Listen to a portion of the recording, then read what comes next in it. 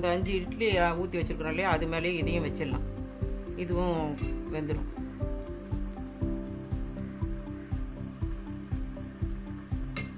இது வேகட்டும்னு பார்க்கலாங்க. இப்போ வெந்துடுச்சுங்க. இட்லி குண்டாலேருந்து எடுத்துட்டோம். இப்போ விட்டு பார்த்தா ஒட்டாமல் வரணும். வெந்துடுச்சு. அப்போ தான் இதை இப்படி இது பண்ணிவிட்டு இப்போ இதை கொஞ்சம் சூடு ஆறட்டும்னு எடுக்கணும்.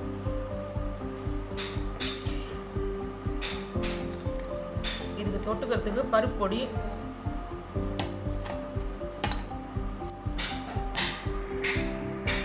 இந்த மாதிரி எடுத்துட்டு இதுக்கு புதினா சட்னி, இட்லி பொடி ரொம்ப நல்லா இருக்குங்க. செஞ்சு சாப்பிட்டு பாருங்கள்.